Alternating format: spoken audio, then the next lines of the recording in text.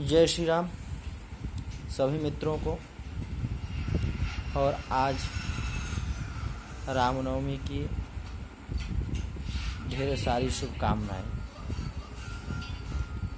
आज मैं इस विश्व की भयावह स्थिति को देखते हुए हमारे मन में एक विचार उत्पन्न हुआ कि दो शब्द इस पर बोला जाए, अपने विचार को व्यक्त करो। बड़ा सोचनीय स्थिति है मित्रों। आज इस महामारी से पीड़ित पूरा विश्व धर्म संकट की स्थिति में आ गया है। आज देखा जाए तो इस महामारी के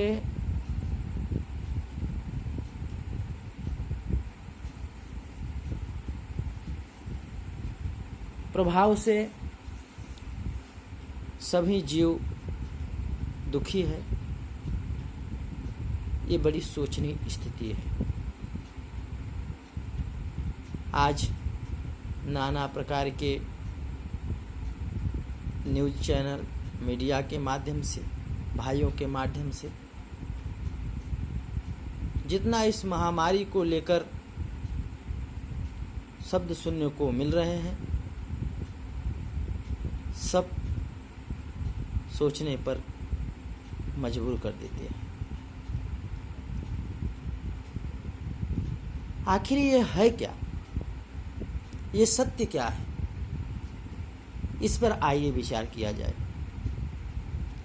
यह सत्य हमारे और आपके कर्म है। आप विचार करिए कि कोई भी महामारी हो, कोई भी आपदा हो, उससे लड़ने के लिए हमारे पास आत्मबल होना चाहिए।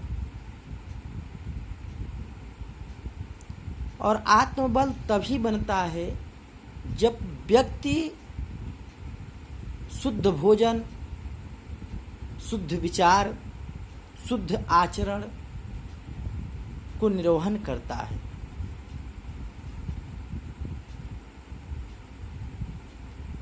आज हम और आप सभी विज्ञान के दौर में बहुत आगे निकल चुके हैं। विज्ञान हमें बहुत उपलब्धियां दिला दिया है, जिससे हम बहुत आलसी और पराधीन हो गए हैं। लेकिन आप विचार करिए कि कोई भी रोग से लड़ने की क्षमता, कोई भी विषाणु से लड़ने की क्षमता तभी उत्पन्न होगी जब हमारे शरीर में शुद्ध आहार, ऊर्जामान आहार जाएगा तभी।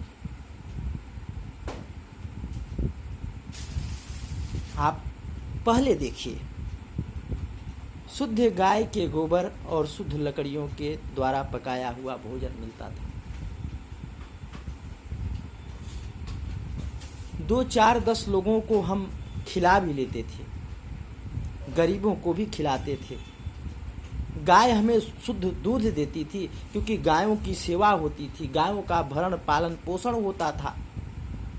उनका दूध इतनी ताकत है कि अनेक बीमारियों से लड़ने की क्षमता रखता था।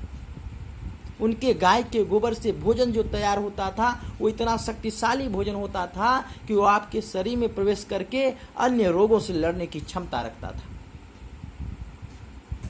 महाराज, बड़ों का सम्मान होता था, सुबह शाम दोनों टाइम आशीर्वाद प्रदान होता था। गरीब के कन्याओं को मदद करने के लिए पूरा गांव, समाज, क्षेत्र खड़ा रह जाता था।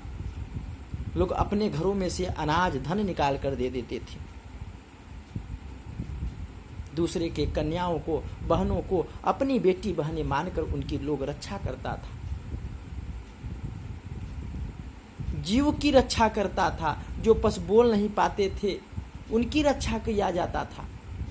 और आज वही मनुष्य जो है उसी जीव की हत्या करके खा ले रहा है।